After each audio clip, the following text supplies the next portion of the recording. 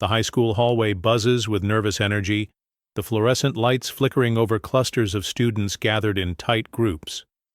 Torn protest posters lie scattered on the floor, their edges curling like defeated flags left behind by a silent battle. Principal Crane strides forward, his polished shoes tapping a sharp rhythm that cuts through the murmurs, silencing the crowd. His eyes scan the room, lingering on Amari, who stands motionless near her locker, her posture steady and unyielding. "This isn't a debate," he says, his voice clipped and cold. "Clear the halls or face consequences." Amari steps forward, her gaze unwavering. "We're not here to debate. We're here to be heard." A flicker of tension crosses the principal's face, a brief crack in his composed exterior. Nearby, a teacher adjusts her glasses nervously, her gaze dropping to the floor. The janitor pauses mid-sweep, mop in hand, memories of his daughter's failed protest flooding back. His knuckles tighten around the handle, but he remains silent, a quiet witness to history repeating itself. Amari's friend, Jada, slips her phone from her pocket, thumb hovering over the record button. The principal remains oblivious, his attention fixed on Amari's unflinching stare. "Requests go through proper channels," he repeats, his tone sharper this time. "Channels that don't listen," Amari replies, her voice calm but edged with quiet resolve. The hallway holds its breath. Somewhere, a locker slams, the sharp sound jolting the crowd. Principal Crane straightens his tie, a futile gesture of control. "Last warning," he says, but the threat lacks its usual weight. Amari turns, signaling the group to disperse. As they walk away, Jada slips her phone back into her pocket, the recording safely stored. The principal watches them go, his reflection fractured in the hallway's glass trophy case. The janitor resumes mopping, scrubbing harder at a stubborn stain that refuses to fade, a silent metaphor for the enduring fight for justice. The students. Footsteps fade down the hall, but the tension lingers, a quiet promise that this moment is only the beginning of a larger reckoning. Before the story continues, please let us know from where you are watching this video. Write your city or country in the comments below. Don't forget to subscribe and hit like if you believe in stories that challenge injustice. Your engagement gives power to voices that need to be heard. Amari stands in the hallway, the crowd thinning as students drift away, but she remains rooted in place. Her eyes lock with Principal Crane's, neither blinking nor breaking. The tension between them is palpable, a silent standoff that draws the attention of those still lingering nearby. She doesn't flinch, her expression calm, almost serene, but the strength in her gaze is unmistakable. Her quiet defiance unsettles him more than any shouted protest could. Crane shifts his weight, clearing his throat as if to reassert control. "You think you're making a point?" His words are measured, but there's an edge of uncertainty that wasn't there before. Amari's lips press into a thin line, her voice barely above a whisper. "I don't have to shout to be heard." The words hang in the air, heavier than any accusation. A teacher, Miss Kim, lingers by her classroom door, watching the exchange with a conflicted look. She tucks a strand of hair behind her ear, a small gesture betraying her discomfort. The janitor, Mr. Lewis, pauses again, this time meeting Amari's eyes with a nod of quiet support. Jada, standing a few steps behind Amari, catches the moment and offers a small, encouraging smile. Crane's authority seems to shrink under Amari's unwavering stare. He glances away first, breaking the connection. "Go to class," he mutters, but the command sounds hollow, stripped of conviction. Amari doesn't move until he turns his back, the power dynamic shifting in that loaded pause. As the principal walks away, shoulders tense, Amari finally exhales. Jada steps up beside her, voice low. "He didn't win." Amari nods, her composure steady even as her hands tremble slightly at her sides. The hallway feels different now, charged, as if everyone senses that something fundamental has shifted. Miss Kim closes her classroom door softly, the sound echoing down the corridor. Mr. Lewis resumes his work, his steps lighter. Amari walks toward her next class, head high, her quiet defiance leaving a mark no one can erase. The polished linoleum floors of the high school hallway gleam under the harsh fluorescent lights, reflecting more than just the passing footsteps of students and staff. They hold decades of unspoken tension, the weight of stories buried beneath their surface. Each scuff mark and faded scratch is a quiet record of exclusion, a silent testament to the struggles faced by Black students over the years. The floor, worn but resilient, stands as a witness to the moments of resistance that have come and gone. Some celebrated, most forgotten. Principal Crane's voice still lingers faintly in the background, but the deeper narrative plays out in the quiet corners and shadowed memories of those who walk these halls. Teachers exchange furtive glances, their eyes shadowed by the knowledge of complaints that were never addressed, grievances filed away in dusty drawers and never spoken of again. A janitor pauses mid-sweep, his gaze lingering on a worn photograph, taped inside a closet door, a snapshot of a protest long suppressed. His hands tighten around the mop handle, the memory of his daughter's silenced voice stirring a quiet resolve that never truly left him. Nearby, a teacher's fingers brush over a stack of unopened letters, each one a plea for fairness that never reached the light of day. Students move through the corridor, their footsteps a soft rhythm against the backdrop of history. The air is thick with the unspoken weight of past injustices, but also with a growing sense of awareness. The walls seem to hold their breath, as if waiting for the moment when these echoes will no longer be dismissed. The janitor's eyes meet those of a young student passing by, a silent exchange of understanding and hope. The teacher closes the drawer slowly, a subtle nod to the possibility of change. The hallway, once heavy with unspoken pain, now hums with the quiet promise of awakening. The scene closes on a lingering shot of the linoleum floor, its surface worn but unbroken, a metaphor for the enduring fight for recognition and justice that continues beneath the surface of everyday life. The hallway begins to empty, the tension lingering like a held breath. Jada slips into a quiet corner, phone pressed close, her thumb hovering over the record button. The principal's earlier words echo faintly, but here, in this small space, a different power takes hold. Her fingers tremble slightly, the weight of the moment pressing down. She taps the screen, and the digital world awakens. The video captures the principal's cold warning, the student's steady resolve, the unspoken challenge in Amari's eyes. Nearby, a teacher pauses, her gaze flickering with conflicted emotions. She bites her lip, torn between loyalty and justice. The janitor leans against the wall, mop forgotten, eyes fixed on the unfolding scene. His quiet nod is a silent endorsement of the courage captured in pixels. The video spreads swiftly, a ripple, turning into a wave.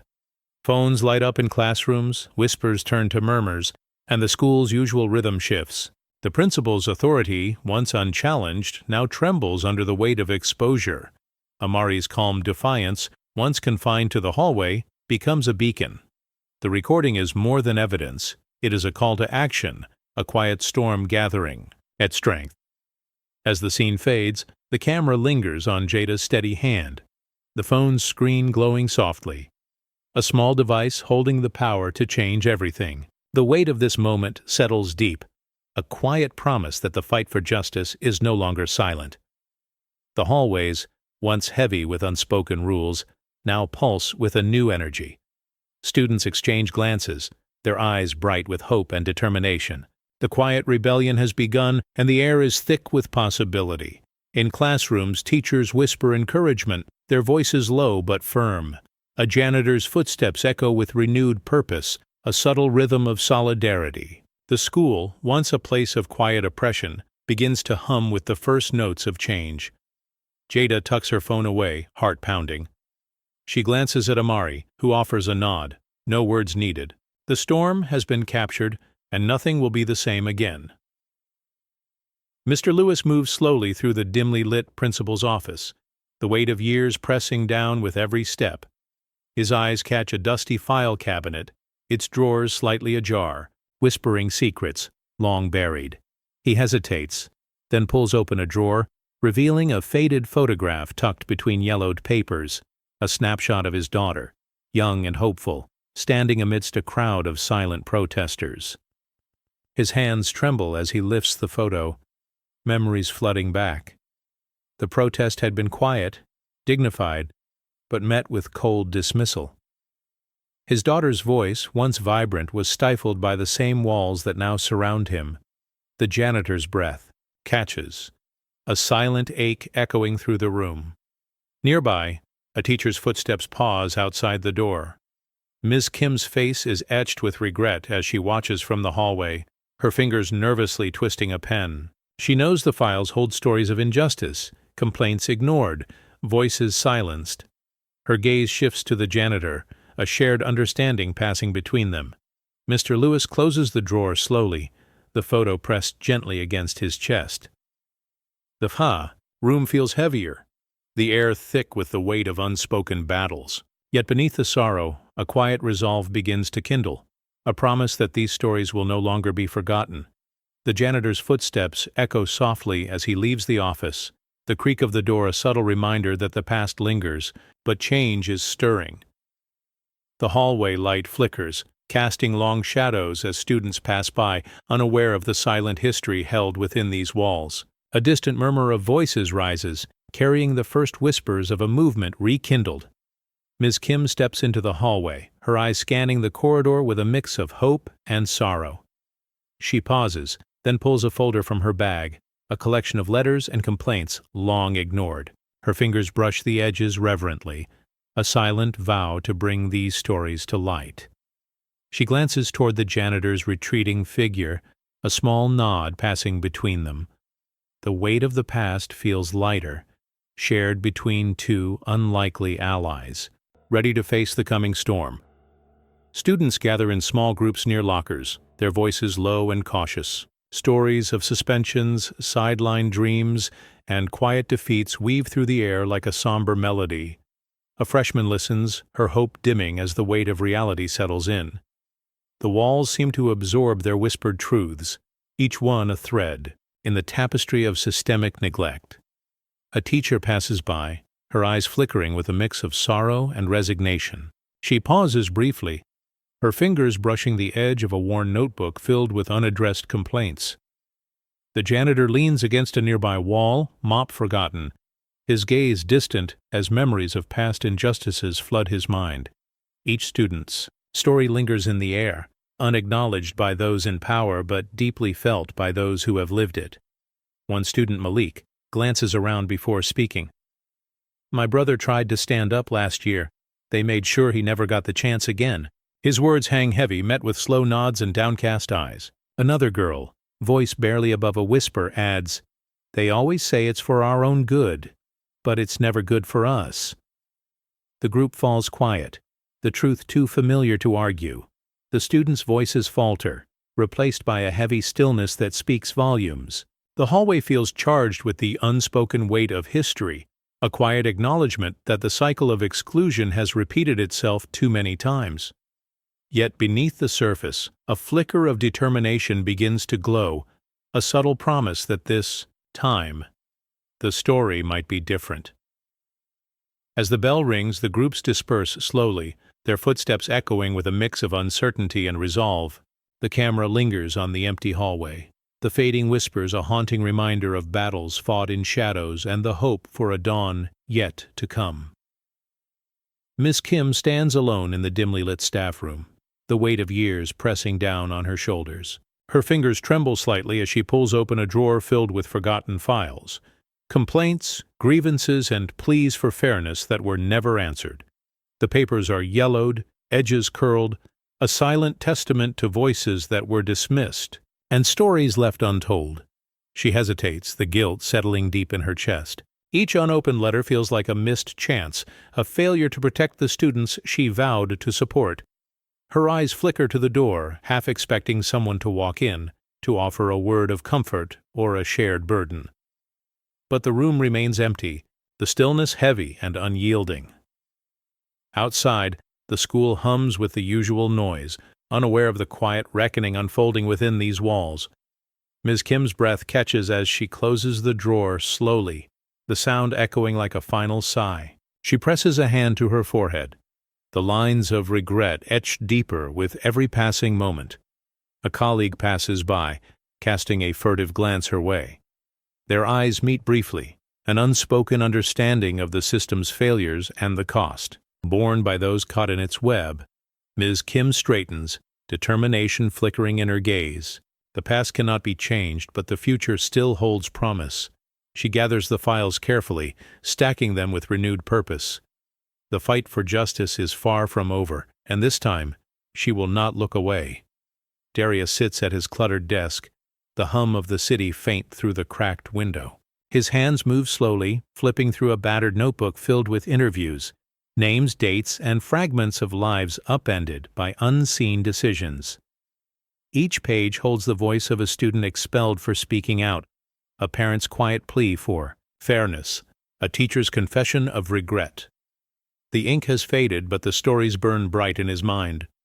He pauses on a page, tracing the words of a girl who once dreamed of becoming a scientist. "They told me I was too much trouble," she'd whispered, her eyes fixed on the floor. Darius closes his eyes, the memory settling heavy in his chest. He wonders if anyone will ever read these stories, if the truth will ever matter to those in power. Doubt creeps in, gnawing at his resolve. A text buzzes on his phone. Another tip, another name. He sighs, rubbing his temples, the burden of so many unspoken truths pressing down. Across the room, a stack of letters waits, each one a thread in the tapestry of systemic neglect. Darius's fingers hover over the keyboard, but he hesitates, unsure if his words will ever reach beyond these four walls. A colleague knocks softly, offering a cup of coffee and a tired smile. "You're doing good work," she says, her voice low, as if afraid to disturb the fragile hope in the air. Darius nods, grateful for the small kindness. He opens the notebook again, determination flickering in his eyes. The stories may not have found an audience yet, but he refuses to let them disappear. He begins to type, each word a quiet act of defiance. The world may not be ready to listen, but he will keep telling the truth, one story at a time. Amari stands in the kitchen, her backpack slung over one shoulder, the morning sun barely touching the edges of the worn linoleum floor. Her mother watches from across the table, hands wrapped tightly around a chipped mug. The silence between them is thick, heavy with all the things that don't need to be said. Her mother's voice is soft, almost pleading. "You have to be careful, Amari. They're waiting for you to make a mistake." She doesn't look up, her eyes fixed on the swirling steam rising from her coffee. Amari shifts her weight, jaw set with quiet resolve. "If I stay quiet, nothing changes," she says, her words measured, each one a small rebellion.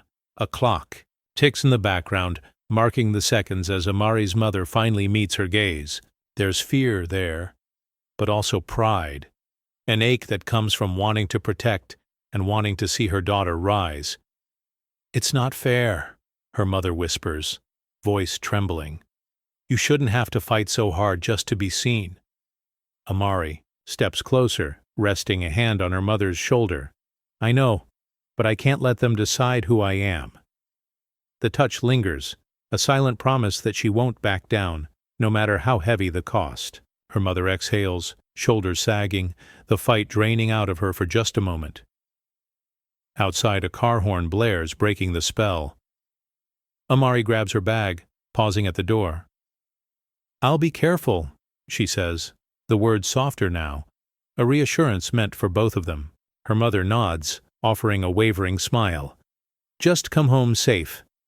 As Amari steps into the morning light, the weight of her mother's fear and hope settles on her shoulders. She walks toward the bus stop, each step a quiet act of courage, her resolve burning brighter with every stride.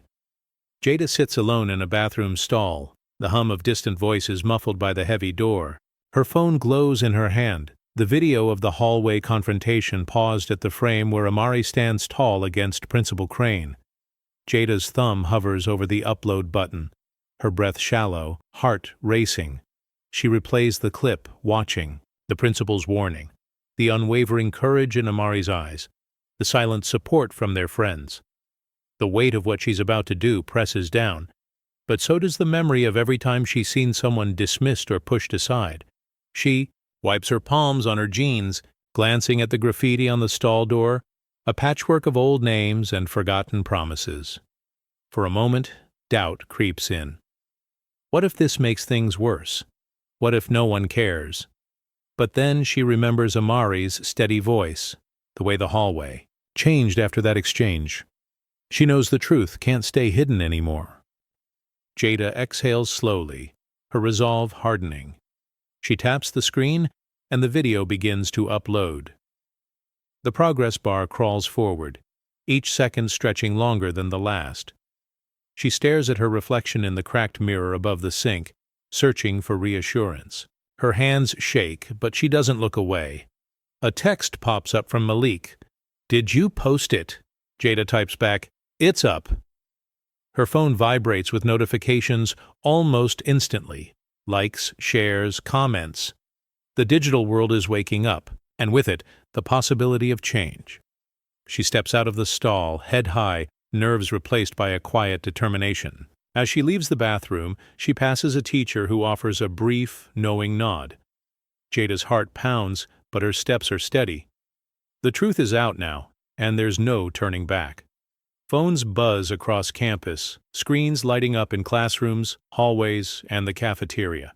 The video spreads fast, jumping from one group chat to another, then onto social media feeds. In math class, Malik glances down, eyes widening as he watches Amari's confrontation with Principal Crane unfold. He nudges his friend, who leans in, both transfixed by the raw honesty of the moment. Within minutes, the clip hits trending lists. Comments pour in, some shocked, some angry, many sharing their own stories. A teacher at her desk pauses mid-grading, her phone vibrating with notifications. She scrolls through the reactions, her expression shifting from concern to quiet approval. In the library, a group of students huddle over a tablet, their whispers charged with excitement and disbelief. The principal's face, once a symbol of unchallenged authority, is now pixelated across hundreds of screens. Each replay chips away at the old order, exposing cracks that can't be patched over. Jada's phone buzzes nonstop, messages from strangers and classmates alike. "Thank you for posting this.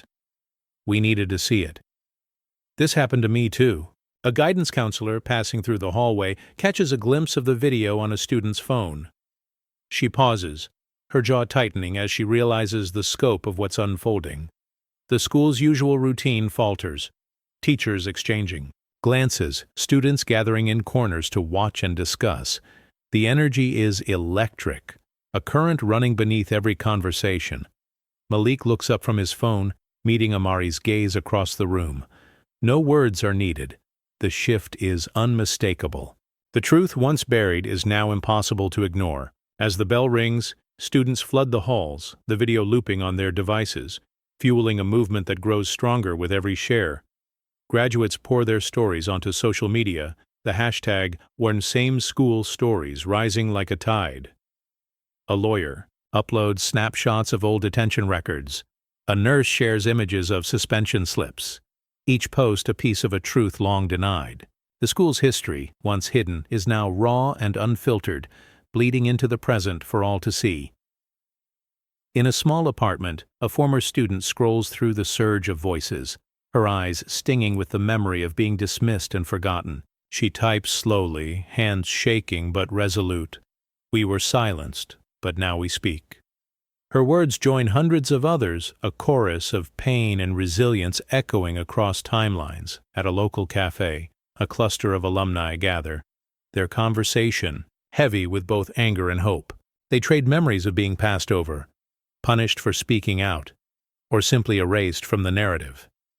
Their faces show the scars of old wounds, but their laughter is stronger now, fueled by the knowledge that they are no longer alone. Back at the school, teachers watch the storm unfold online. Ms. Kim closes her laptop with a sigh, regret flickering across her features before hope takes its place. The janitor leans on his broom, eyes shining with quiet pride as he sees the movement. he once dreamed of finally taking shape. Inside the principal's office, Crane sits at his desk, the room colder than before. His reflection in the window is fractured, fading into the night. The voices outside are louder than any order he could give, a reckoning that cannot be contained. The scene closes on a montage of alumni faces and scrolling posts. The hashtag, pulsing across screens, a digital uprising that shakes the institution's foundations and refuses to be ignored. Emails pour into the school board's inbox, the number climbing by the minute. A secretary's hands move quickly over the keyboard, refreshing the screen as the count jumps from hundreds to thousands. Printers whir and jam, spitting out page after page filled with demands for justice and accountability. The office air is thick with urgency and disbelief, every staff member feeling the press of a crisis too big to contain. Across town, Amari sleeps, unaware of the digital storm she's set in motion. Her phone glows softly on the nightstand, notifications piling up, messages of support, calls for change, offers to stand beside her. The movement's weight presses down on the district, forcing a reckoning that can't be pushed aside. In the boardroom, members exchange anxious glances, their practiced composure slipping. One rubs his temples, muttering about the scale of the response. Another adjusts his glasses, scanning the latest messages with growing alarm. The flood of emails is a tangible reminder that the community's patience has run out. The secretary pauses, wiping sweat from her brow, her eyes reflecting the gravity of the moment. A young board member leans in, voice low. "We can't ignore this anymore." The words hang between them, heavy with the knowledge that the era of quiet complicity is ending. In a quiet corner, the janitor listens to a radio broadcast about the protests, his face a mixture of hope and exhaustion. The principal's office remains dark, the emptiness inside a stark contrast to the storm outside. Amari's mother checks her phone, reading messages from parents and community leaders, her heart swelling with pride and worry.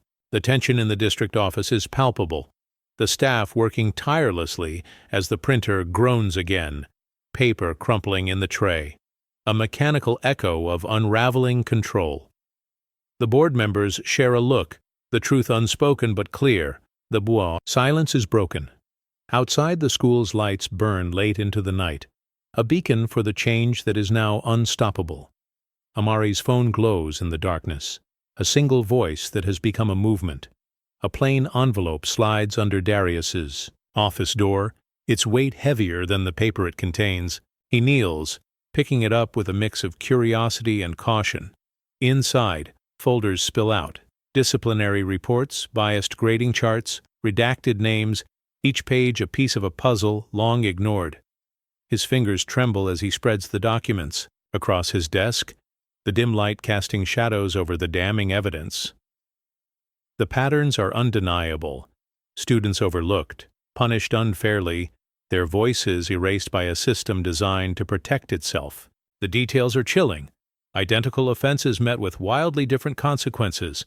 Notes scribbled in margins, names blacked out, but stories still legible. Darius leans back, the weight of responsibility settling on his shoulders. The room feels smaller, the walls closing in as the truth presses forward. He glances at the clock, then at the unopened letters stacked nearby, stories waiting to be told, each one a silent plea for justice. The evidence before him is not just paperwork, it's a record of lives altered, opportunity stolen, dignity denied. Outside, the school hums with its usual rhythm, unaware of the storm gathering within these four walls. A janitor passes by, nodding briefly at Darius, a silent acknowledgement of the battle ahead. The hallway's distant chatter fades, replaced by the thrum of Darius's pulse as he realizes the magnitude of what he holds. The reporter's eyes scan the pages again, determination hardening his gaze. This evidence is more than ink on paper, it's a call to action, a beacon for those silenced too long. He picks up his phone, fingers poised to reach out, to connect, to expose. The quiet in the room is thick, charged with the promise of change. The scene closes on Darius's steady breath, the first step in a reckoning that will ripple far beyond the school's walls. News vans cluster outside the school entrance as dawn breaks, their lights casting long shadows on the cracked pavement. Reporters shuffle, microphones poised, capturing the first moments of a story that has gripped the nation. The principal peers through the blinds, his reflection fractured by the glass, a man caught between fading power and rising accountability. Student, phone in hand, snaps a photo of the media frenzy, captioning it, "The world sees you now." The crowd's energy is electric, a mix of anticipation and quiet triumph. Teachers exchange glances, some nodding in approval, others biting their lips, the weight of change settling over them. The air hums with whispered conversations, the promise of transformation palpable. Inside the school, the halls feel different, lighter, charged with the promise of transformation. The janitor's footsteps echo with renewed purpose, a subtle rhythm of solidarity.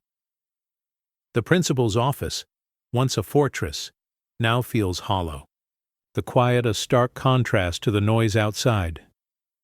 The walls seem to breathe, as if the building itself senses the shift. Board members arrive, their faces tight with concern, papers clutched in hands trembling slightly. The secretary's fingers fly over the keyboard, sending urgent messages. The tension in the room is palpable, a quiet storm brewing behind closed doors. The weight of responsibility settles heavily on their shoulders. Parents gather nearby, their faces a mix of hope and anxiety. Conversations ripple through the crowd, whispers of change and justice. A teacher steps forward, her voice steady as she addresses the group, reminding them of the power in unity. Her words hang in the air, a call to action that resonates deeply. Young student clutches a handmade sign, her eyes bright with determination. Nearby, an elderly woman wipes tears from her cheeks, the weight of years of silence finally lifting. The camera lingers on the growing crowd, the flashing cameras, the hopeful faces. The nation watches, the story no longer confined to these walls, but a beacon for justice and dignity. The scene closes on the fractured reflection of the principal, a symbol of a system cracking under the weight of truth. Amari's phone vibrates. Softly, the screen lighting up with a message that feels heavier than words. An official invitation from the school board, summoning her to speak at the upcoming emergency meeting. She traces the bold letterhead with a steady finger, the weight of responsibility settling deep in her chest. The morning light filters through her window, casting long shadows over the protest signs piled neatly in the corner of her room. Each sign a testament to the voices that have been silenced, the stories that have been ignored. Amari breathes deeply, the quiet before the storm. Downstairs, her mother prepares breakfast, the clatter of dishes a soft backdrop to the moments. Gravity. Their eyes meet briefly, a silent exchange of strength and hope. Amari's resolve hardens. This is more than a meeting. It's a chance to rewrite the narrative. Outside, the neighborhood stirs to life. Neighbors pass by, some casting curious glances, others averting their eyes. The community's quiet support hums beneath the surface, a steady current ready to swell. At the school, the boardroom waits, its polished table gleaming under the harsh lights, a stage set for reckoning. Cameras are poised, microphones ready. The air is thick with anticipation, the promise of change hanging in the balance. Amari steps forward, her voice calm but unwavering. She speaks not with anger, but with the quiet power of truth, each word measured, each pause deliberate. The room listens, the old order trembling under the weight of her testimony. Outside, the crowd gathers, their faces a mix of hope and determination. The movement that began in whispers now roars with the strength of a community united. As the meeting concludes, Amari's gaze lifts to the horizon, the dawn breaking over a future shaped by courage and resilience. The invitation was more than a call, it was a turning point. The story closes on a quiet promise, a new chapter beginning with the simple act of being heard. The boardroom is packed, every seat filled and every wall lined with parents, students, and local reporters. The air is thick with anticipation, every movement and whisper magnified by the tension. Cameras flash in rapid bursts, freezing the scene in harsh white light. Principal Crane sits at the end of the long table. His posture, rigid, hands clasped so tightly that his knuckles pale. Sweat beads at his brow, but he doesn't reach up to wipe it away. Every eye in the room is fixed on him. Some hard, some hopeful, all demanding answers. A student in the front row clutches a folded sign, her fingers trembling with a mix of fear and defiance. Amari sits nearby, her expression calm but unyielding, her gaze never leaving Crane. The board members shuffle their papers, but their attempts at composure are betrayed by the nervous tapping of pens and the restless shifting in their seats. The only sound is the click and whir of the cameras, capturing every twitch and glance for the world outside. Crane tries to steady his voice as he addresses the board, but the words come out thin, lacking their usual authority.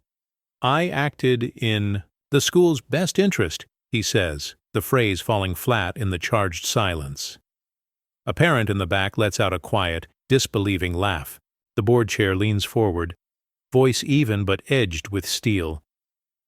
"The community wants the truth, Principal Crane. Tonight you answer to them." The atmosphere shifts as the power dynamic tilts. The principal, once unquestioned, now sits exposed, under the relentless scrutiny of the room. Amari's calm presence is a silent challenge, her dignity a stark contrast to Crane's unraveling composure. Every camera captures his discomfort. Every face reflects the collective demand for change. As the board chair calls for order and the room settles into a tense hush, it is clear that the era of easy excuses is over. At this moment, the community is no longer willing to accept anything less than real accountability. The boardroom holds a heavy pause as the board chair clears her throat, her gaze fixed on Principal Crane. The room's energy shifts, anticipation building with every heartbeat. Parents lean forward in their seats. Students clutch notebooks and phones, and the local press stands ready, pens poised above blank pages. The chair's voice is steady, but her question slices through the tension like glass. "Principal Crane, do you deny that discrimination took place under your leadership?" Crane's composure falters. He glances at the faces around him. Some familiar, others new, all waiting. His fingers drum nervously against the table, the sound out of place in the charged silence. "I followed the school's established procedures," he replies, but the words sound rehearsed, stripped of conviction. The board chair's eyes narrow, her patience thinning. "Procedures aren't always justice," she says, her tone measured but unyielding. A teacher seated near the back shifts uncomfortably, the memory of ignored complaints flickering across her face. Amari sits upright, her focus unwavering, every muscle in her body tensed for the answer she already expects. The room seems to shrink as Crane's hesitation grows. He looks down, searching for an escape in the paperwork before him, but finds none. A parent in the audience whispers to her neighbor, "He can't even say it." The board chair repeats, "Do you deny discrimination?" This time, Crane's voice is smaller, almost lost. I never intended for anyone to feel excluded." The admission, though weak, ripples through the room, a crack in the wall of denial that has stood for years. The silence that follows is thick with realization. The board members exchange glances, the community's demand for truth finally breaking through. Crane's authority, once absolute, is now visibly eroding. The board chair leans back, her expression resolute. The reckoning has begun, and there is no turning back. Amari sits at the front of the boardroom, her hands folded neatly in her lap, posture composed. The room is thick with expectation, every eye flicking between her and Principal Crane. The principal's earlier words still linger, his defense of standard procedures echoing in the charged air. Amari's voice, when it comes, is quiet but unmistakably clear. "Standard for whom?" she asks, her gaze unwavering. A hush falls. The board members shift in their seats, discomfort flickering across their faces. One board member glances at The chair, uncertain, while another looks away, suddenly interested in the papers before him. The question hangs in the air, heavier than any accusation. Amari doesn't blink, her calm composure a stark contrast to Crane's growing unease. Crane tries to recover, his fingers tightening around his pen. "We have rules in place to ensure order," he says, but the words sound brittle, lacking the force they once carried. Amari's eyes never leave his. "Order isn't the same as fairness," she replies, her tone measured, each word deliberate. The audience leans in, drawn by the quiet strength in her challenge. A student in the back nods slowly, murmuring, "She's right." A teacher dabs at her eyes with a tissue, moved by Amari's restraint. Crane's authority seems to shrink, with every second of silence that follows. He looks to the board for support, but finds only blank faces and averted gazes. Amari's question lingers, echoing through the room. The power dynamic has shifted. No longer does the principal control the narrative. Her calm defiance exposes the emptiness of his defense, forcing everyone present to confront the reality, behind the rules they once accepted without question. As the board chair calls for the next item, the atmosphere is transformed. Amari's dignity has changed the room, and the old excuses no longer hold sway. The reckoning continues, and the community is finally listening. A hush settles over the boardroom as the lights dim and a projector hums to life. The first email appears on the wall behind Principal Crane. Subject lines stark, language coded but unmistakable. "Too disruptive. Doesn't fit our image." The words scroll slowly, each line a silent indictment. The audience leans forward, faces illuminated by the cold blue glow, watching years of buried decisions come to light. Crane's jaw tightens as the evidence mounts. His hand trembles slightly as he adjusts his glasses, trying to mask his discomfort. A board member shifts in her seat, eyes darting between the emails and Crane's rigid profile. In the back row, a teacher presses her lips together, anger and vindication mingling in her expression. The room is silent except for the steady click of the remote as each new document appears. Disciplinary reports, complaints never answered, patterns impossible to ignore. Amari sits unmoving, her gaze fixed on the wall. Each email is a memory, a moment when a student's voice was dismissed or a future quietly derailed. The impact is visible. Parents clutch hands. Students exchange glances, a sense of shared recognition rippling through the crowd. The evidence is no longer abstract, it's personal, undeniable. Crane's voice, when it finally comes, is strained. "These were administrative decisions," he says, but the words sound hollow, swallowed by the weight of what's been revealed. The board chair doesn't look away, her expression hardening with each new slide. "This is not administration, this is exclusion," she says, her voice steady. The last email fades, leaving the wall blank and the room changed. Crane sits smaller now, his authority eroded by the truth on display. Amari exhales, her calm never wavering, knowing the story is finally being told. The reckoning is no longer just a possibility. It's unfolding in real time, and everyone in the room feels it. Principal Crane's voice falters as he tries to justify his actions in the packed boardroom. "I thought I was protecting order," he stammers, the words hollow and unconvincing. The room is thick with tension, every eye fixed on him, waiting for the cracks to show. The air feels heavy, each breath drawn with anticipation for what comes next. The board members exchange uneasy glances, their faces hardening as the weight of the truth settles. Crane's knuckles whiten as he grips the edge of the table, sweat tracing a slow path down his temple. His usual composure is gone, replaced by a brittle facade struggling to hold. The silence is not kind. It exposes every weakness, every doubt. He can no longer hide. Amari sits poised, her calm presence a stark contrast to Crane's unraveling. Her eyes never leave him, steady and unyielding, a silent reminder of what's at stake.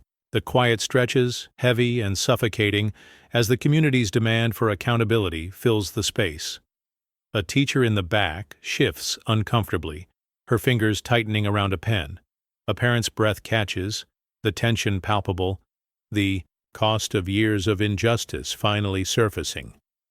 Crane's voice cracks again. I believed I was maintaining discipline, ensuring safety, but I see now. He trails off, the admission incomplete but powerful in its vulnerability. The board chair leans forward, voice low but firm. Order without justice is chaos disguised. Your actions have caused harm, Mr. Crane. The principal's shoulders slump, the weight of consequence pressing down.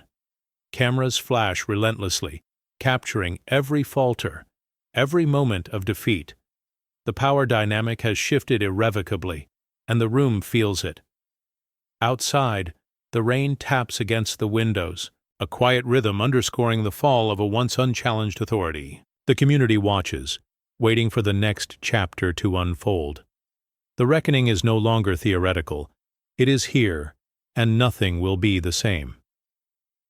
Principal Crane's voice is low, struggling to hold on to the last threads of control, as the room waits. Order isn't justice, Amari says quietly, her words slicing through the tension. The statement lands with unmistakable weight, settling over everyone present. The boardroom falls into a heavy stillness, every face turned toward her, every breath caught in anticipation. Crane's eyes flicker with a mix of frustration and realization. He shifts in his seat, fingers tapping nervously on the polished table. The board members exchange glances, their expression shifting from guarded to contemplative. Amari's voice remains steady, unwavering. We don't need chaos. We need fairness. We need to be seen and heard. Her words echo in the silent room, a quiet demand for accountability that resonates deeper than any shouted protest. A teacher in the back clears her throat softly, a subtle show of support. The janitor leans against the wall, mop forgotten, eyes fixed on Amari with a nod of approval. The principal's composure cracks further, his usual authority replaced by a brittle vulnerability. The board chair leans forward, voice calm but resolute. This is a moment of reckoning. The community demands change, and it begins here. The cameras flash, capturing the shift in energy, the beginning of a new chapter. Crane's shoulders slump, the weight of consequence pressing down. The room exhales collectively, the tension breaking like a wave. Amari's quiet strength has spoken louder than any outburst, her dignity a beacon in the storm. Outside, rain taps steadily against the windows, a reminder that even the darkest storms pass. The fight for justice continues, but tonight, order and fairness have found a fragile balance. The janitor's eyes meet those of a young student nearby, a silent exchange of hope and resolve. A teacher adjusts her glasses, her fingers trembling slightly as she reaches for a glass of water, the weight of the moment settling on her shoulders. The principal's breath catches, his lips pressed into a thin line. He glances toward the exit, but the path is blocked by the unwavering eyes of the community. The board chair's voice cuts through the quiet. We will not return to the old ways. This is the beginning of accountability. The room shifts, a collective breath held and then released. Cameras flash again, capturing the moment when power begins to crumble and dignity rises. The boardroom is tense, the air thick with anticipation as the vote is called. Hands rise slowly, one by one, each a solemn declaration of change. Principal. Crane sits with his head bowed, the weight of years pressing down, his shoulders sagging under the burden of accountability. The room exhales collectively, a long-held breath finally released. A board member's voice breaks the stillness. This is not just a vote, it's a reckoning. The words hang in the air, a quiet acknowledgement of the moment's gravity. Crane's eyes flicker up, meeting the gaze of those who once deferred to him. The power he wielded now feels distant, slipping through his fingers like sand. The decision is unanimous. Suspension. A clear message that the era of unchecked authority has ended. Amari watches quietly, her calm presence a stark contrast to the storm behind her. She doesn't smile or gloat. Her dignity is in her restraint. The crowd's murmurs swell into a wave of cautious hope. the promise of a new chapter taking root. A parent wipes away tears, relief and vindication mingling in her expression. A teacher nods in quiet approval, the burden of complicity lightened. The janitor leans against the wall, a faint smile breaking through years of silence. The gavel falls, echoing like a final heartbeat. The old order crumbles, replaced by the fragile but fierce light of justice. Outside, the rain begins to fall, each drop a cleansing rhythm, washing away the remnants of a broken system. The board members gather their papers, their movements, deliberate, as if aware of the responsibility that now rests on their shoulders. As the room empties, Amari steps forward, her voice steady but soft. This is just the beginning. Her words linger, a quiet promise that the fight for dignity and fairness will not end here. The scene closes on the empty boardroom, the echoes of change lingering in the air, a silent vow that the struggle for justice continues. Screens across the city light up as news chyrons scroll. Student protest sparks district overhaul. Social media erupts, hashtags trending by the hour. Clips from the boardroom circulate, Amari's calm words replayed on countless feeds.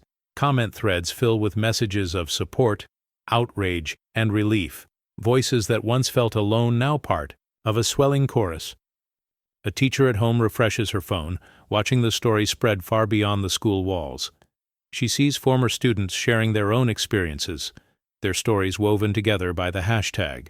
In a small apartment, a parent wipes away tears, reading a message from a stranger. Your daughter's courage changed everything for us. The sense of isolation that once haunted so many is replaced by a new collective hope. Reporters gather outside the school, microphones raised, eager to capture reactions. Amari steps into the morning light, her face calm but determined. Journalists call her name, but she keeps her answers brief, letting the movement speak for itself. We didn't want fame, she says quietly. We wanted fairness. Her words are picked up, retweeted and quoted, carried far beyond the district. In classrooms, students watch the news on their phones, some smiling, others deep in thought. The principal's name trends for all the wrong reasons. His legacy, now defined by what was exposed rather than what was hidden. The board's decision is dissected on talk shows and podcasts, with experts weighing in on the meaning of justice and the cost of silence. The world is watching, the story no longer confined to a single school or community. The ripple effect is unmistakable. Other districts begin to examine their own practices, leaders call emergency meetings, and new policies are drafted in real time. The old excuses no longer hold. Change, once a distant hope, is now undeniable. Amaria stands at the center of it all, her quiet strength the catalyst for a movement that refuses to fade. The headlines and hashtags are just the beginning. The real work, she knows, is only starting. Amari steps out of the boardroom into the soft morning light, the crowd parting around her. Supporters gather, their faces a mix of relief and quiet, pride. No one cheers loudly. Instead, there's a hush, a reverence for what's just unfolded. Phones are lowered, hands reach out in gentle congratulations, and the air is filled with the unspoken understanding that something profound has shifted. She stands at the top of the steps, her voice steady as she addresses those who stood by her. We didn't shout, we showed the truth. The words are simple, but they carry the weight of every silent battle, every moment of restraint. A parent in the crowd wipes away tears, a teacher squeezes Amari's shoulder, and students exchange glances, their hope renewed. The press holds back, sensing the gravity of the moment. A reporter lowers her microphone, choosing to listen rather than push for a quote. The principal, now a distant figure in the background, slips away unnoticed. The power he once held dissolved in the face of collective dignity. Amari's friends gather around her, offering small smiles and quiet words of gratitude. Malik leans in, voice low. You did it. We all did. The board members exit one by one, some pausing to nod in respect, others lost in thought. The janitor stands at the edge of the crowd, a rare smile breaking through years of silence. For a moment, the school feels lighter, the burden of injustice eased by the truth finally spoken aloud. As the crowd begins to disperse, Amari lingers, her gaze sweeping over the faces she fought for. The victory is not loud or boastful. It is measured in the gentle applause, the shared glances, the sense of peace that settles over everyone present. The movement has found its voice, not in anger, but in the unwavering power of truth. As the boardroom empties, a new energy fills the halls. Papers are gathered, chairs pushed back, and the last echoes of the meeting fade into a purposeful quiet. Board members linger, their conversations hushed but urgent, already discussing drafts of new policies and the need for broader representation. The old routines feel distant, replaced by a cautious optimism that something lasting has begun. In classrooms, teachers pin up new guidelines on bulletin boards, the language clear and inclusive. Students gather in small groups, some reading the news aloud, others sharing their own stories with a newfound confidence. The atmosphere is lighter, the weight of silence replaced by the buzz of possibility. Amari walks through the hallway, greeted by nods and grateful smiles. Her presence is no longer a challenge to authority but a symbol of what can change when courage meets truth. The principal's office sits empty, the door slightly ajar, a reminder of the power that once controlled these walls and how quickly it can dissolve. The janitor pauses outside, mop in hand, and allows himself a quiet moment of satisfaction. He watches as a group of students hang a banner that reads, "Every voice matters." The message is simple, but its impact is profound. Parents arrive to pick up their children, exchanging hopeful glances with teachers and staff. A mother hugs her daughter tightly, whispering, "You're safe here now." The promise of accountability is no longer just words on paper. It's visible in every corner of the school. The board's decision has set a new standard, one built on dignity, transparency, and the belief that justice is not a privilege, but a right. As the sun sets, the building glows with the warmth of a community finally heard. Amari stands at the entrance, watching as students and staff move forward. Together, the old barriers have fallen, and in their place is the quiet, steady dawn of lasting change. Crane sits alone in a near-empty cafe, the weight of recent events pressing down with every slow sip of his cooling coffee. The headlines on his phone glare back at him, each one a reminder of the district's new policy, one that he no longer controls. Around him, the barista, a young black college student, moves with quiet purpose, greeting every customer with a warm smile, except for Crane.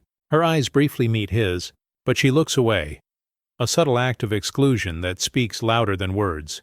The cafe hums with life, conversations bubbling softly, laughter spilling from tables where students and teachers gather. Crane's presence is a ghost among them, unnoticed and unmissed. The cold cup placed before him is a silent rebuke, a quiet punishment for the man whose authority has crumbled. Outside, the city moves on, indifferent to the man who once held sway over these halls. Crane's fingers trace the rim of his cup, the warmth failing to reach the chill settling in his chest. The barista's steady hands clean tables nearby, her movements a stark contrast to the faltering steps of a man grappling with his fall from grace. The cafe's windows frame a world that no longer bends to Crane's will. Passers-by glance in, their faces a mix of curiosity and dismissal. The scene is a quiet testament to change, a world moving forward, leaving behind the shadows of exclusion and the taste of exile.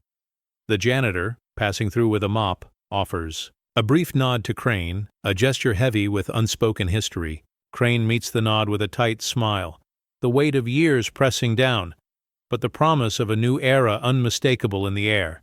This moment, small and still, captures the profound shift from power to penance, from control to quiet reckoning.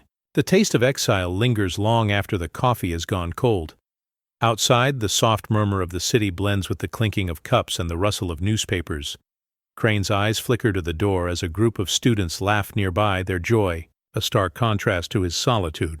He takes a slow breath, the weight of his fall settling deeper, but somewhere beneath the surface, a flicker of understanding begins to grow.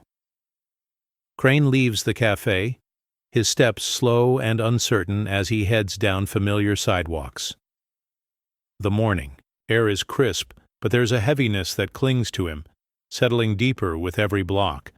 He nods at a neighbor across the street, a gesture that once would have been returned with a wave or a polite smile. Today, the neighbor glances up, then quietly crosses to the other side, her eyes fixed ahead, conversation with her child halting until Crane is well past.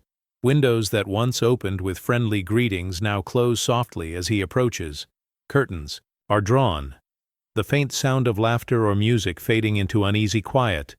Crane's presence, once a sign of authority, now brings only discomfort. He notices a group of parents gathered at a corner, their conversation dropping to a hush as he nears. One father offers a curt nod, but the others look away, their faces set with a new resolve. A child, backpack slung over one shoulder, hesitates before walking past Crane.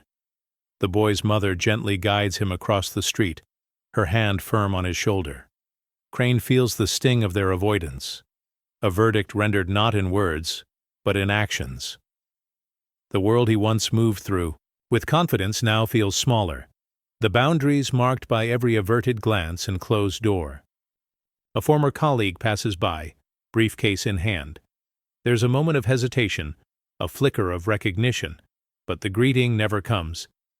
Instead, the colleague's pace quickens, leaving Crane alone on the sidewalk. The silence is louder than any accusation, the collective shift unmistakable. As he reaches his own block, Crane pauses, looking back at the street that once felt like home. The neighborhood's quiet verdict is absolute, a social exile for a man who once wielded invisible power with a signature or a raised eyebrow. Now he is simply another figure passing through, marked by the consequences of his choices and by the community's decision to move forward without him. Crane enters the boardroom, the familiar space now tinged with an unfamiliar chill. The long table, once a symbol of his command, feels distant and unwelcoming. He takes his seat, glancing around at colleagues who avoid his eyes, their faces carefully neutral. The usual greetings are absent. Instead, there's a polite stiffness, a formality that leaves him isolated. He clears his throat, offering a suggestion about the upcoming school initiative. The words hang in the air, but no one responds. A board member jots something in her notebook, not looking up. Another shuffles papers, feigning distraction. Crane tries again, his voice softer this time, but the conversation moves on without him, his input passing unnoticed. The new superintendent addresses the group, her tone brisk and inclusive, inviting ideas from others. The shift is subtle, but absolute. Crane's authority has evaporated, replaced by a collective willingness to move forward without his guidance. A teacher at the far end of the table offers a proposal for a student mentorship program. The board listens attentively, nodding and asking questions. Crane sits back, hands folded, realizing that the room no longer turns to him for approval. The decisions are made without his influence, the momentum of change carrying the meeting, in a direction he can no longer steer. He watches as the group discusses new policies, their focus on transparency and fairness. The language is different now, open, hopeful, determined. Crane feels the sting of irrelevance, his presence reduced to a formality rather than a necessity. The meeting ends with a round of quiet affirmations, the board members exchanging satisfied glances as they gather their things. Crane lingers, gathering his papers slowly, hoping for a word or a nod. But the others file out, engaged in their own conversations, leaving him alone in a room that once echoed with his decisions. The collapse of privilege is complete, marked not by confrontation, but by the heavy quiet of being passed over. The boardroom door closes softly behind him, sealing the end of an era he never thought would fade. Amari returns to her school, the gymnasium transformed into a vibrant celebration of her achievement. Banners hang proudly, their colors bright. against the walls that once echoed with doubt. Students and teachers alike gather, their faces alight with smiles and applause, a collective embrace of change and hope. Miss Kim steps forward, her eyes shining with pride as she pulls Amari into a warm hug. The years of quiet struggle and unseen battles seem to dissolve in that moment, replaced by a shared joy that speaks louder than words. Nearby, Mr. Lewis wipes away tears, his hands trembling with the weight of long-held pain finally eased. Amari stands before the crowd, her voice steady but filled with emotion. "This isn't just my win," she says. "It's for everyone who was ever told not yet." The room holds its breath, the power of her words settling like a gentle wave over the gathered faces. The celebration is not just for a single victory, but for the promise of a future where every dream is given a chance. The school feels different now, lighter and more open. Conversations buzz with plans for new initiatives, and the energy of possibility fills the air. Amari's mother watches from the side, her smile quiet but full of hope. The scene closes on Amari's steady gaze. A young woman transformed by resilience and the support of a community ready to embrace change. The district's announcement arrives quietly but carries the weight of a new era. Printed copies of the new discipline policy are posted throughout the school, clear, transparent, and fair. The language is different now, emphasizing equity and respect, a written promise that the old ways are over. Teachers gather in the staff room, reading this guidelines aloud, their faces a mix of cautious hope and relief. For the first time, the rules feel like they belong to everyone. Board members visit classrooms, answering questions and listening to concerns. Students, once wary of speaking up, now raise their hands with confidence, knowing their voices matter. The atmosphere is transformed, no longer tense with fear of being singled out, but alive with the possibility of honest conversation and real accountability. Amari walks the halls, watching as her classmates read the posted policies, some nodding in approval, others lingering to discuss what it means for their future. She pauses by a bulletin board where a group of younger students debate the meaning of fairness. Their conversation is earnest, their hope contagious. Amari smiles, recognizing that the change is not just in the paperwork but in the hearts of those who will carry it forward. In the main office, a parent signs in, greeted warmly by staff who now see themselves as partners in the work of justice. The principal's nameplate has been replaced, and the new leader's door is open, a symbol of transparency and trust. The shift is quiet but profound, a collective breath held and then released as the community realizes that real change is possible. As the day ends, Amari stands before the display of new policies, her reflection mingling with the words. The promise of justice on paper is no longer a distant hope. It is the foundation for a future where every student is valued and every story is heard. Amari stands before a group of younger students in the school gym, her posture calm and confident. The banners from past protests flutter gently in the background, symbols of battles fought and won. She speaks softly but with conviction, sharing not just her story but the lessons learned from the struggle for justice. "You don't have to shout to be heard," she tells them, her eyes meeting those of each student. Sometimes the quietest voices carry the most weight. The students listen intently, their faces a mix of hope and determination. A young girl raises her hand, asking about the challenges Amari faced. She answers honestly, acknowledging the fear and doubt but emphasizing resilience and the power of community. Nearby, a teacher watches with a proud smile, her eyes reflecting the hope that this new generation will carry the torch further. The janitor, passing by with a mop, pauses to nod in silent approval, a quiet witness to the ongoing journey. Amari moves among the students, offering words of encouragement and gentle guidance. Her presence is steady, a beacon of strength born from experience. The gym fills with a sense of renewal, the air charged with possibility. As the session ends, the students gather around Amari, their questions flowing freely. She listens patiently, her responses measured and kind. The torch is passed not with fanfare, but with steady hands and a promise that no dream will be dismissed again. Outside, the sun filters through the windows, casting warm light on the faces of those ready to carry the movement forward. The scene closes on Amari's calm smile, a quiet affirmation that the fight for justice continues, renewed and unbroken. The room hums with quiet energy as Amari's words settle in. Each student's eyes shine with a newfound resolve, the weight of history balanced by the promise of change. A boy in the back whispers, "We'll keep going." Amari nods, her smile gentle but firm. That's the spirit. Remember, every small step matters. The teacher steps forward, adding, "You are the future. Your voices will shape what comes next." The janitor's nod deepens, his eyes reflecting years of silent hope finally realized. The students rise, their chatter filled with plans and dreams, the gym alive with the sound of possibility. Amari watches them, her heart steady. The torch has been passed, and the journey continues. Stronger, brighter, and unyielding. Amari's voice carries softly over the scene, each word measured and full of meaning. Change doesn't roar.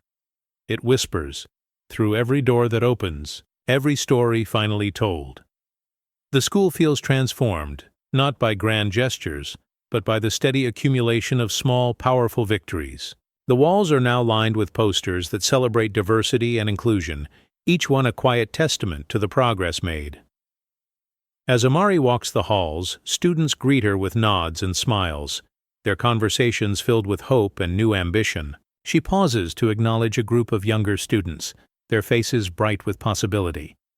The energy in the building is different, lighter, more open, charged with the promise of opportunity for everyone. In a nearby classroom, a teacher stands before her students, reading aloud the new discipline guidelines. Her voice is steady, and the students listen with a mix of relief and cautious optimism. The words are more than policy. They are a signal that the rules have changed and that every effort will be valued. The camera shifts to the janitor, who quietly sweeps the hallway, his eyes reflecting pride in the changes unfolding around him.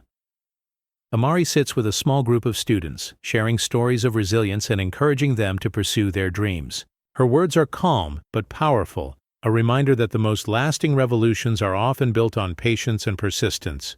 The students listen closely, drawing strength from her journey and the knowledge that their own voices can shape the future.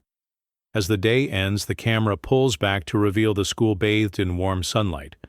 The building stands as a symbol of hope and ongoing transformation, its quiet revolution echoing in every corner.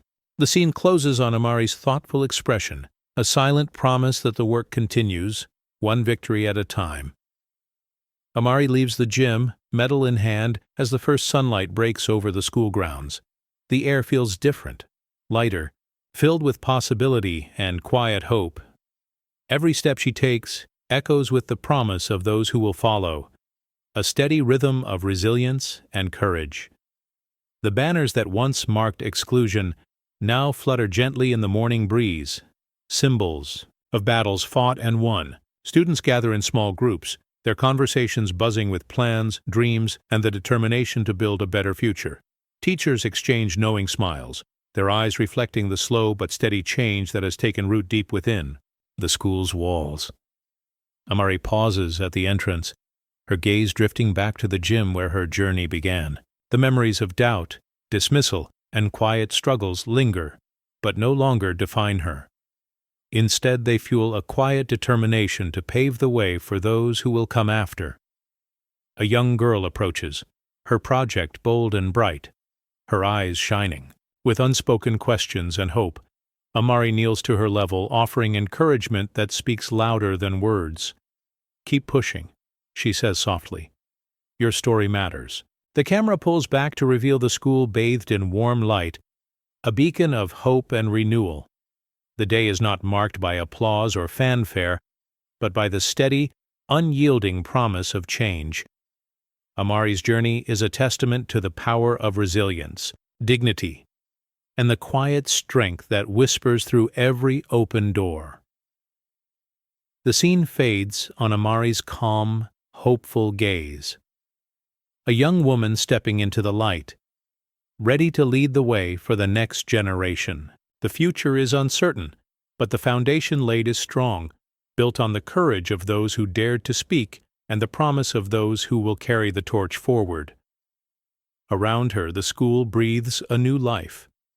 Hallways once heavy with silence now hum with quiet conversations about justice and hope. Teachers and students alike share stories of change, their voices weaving a tapestry of resilience.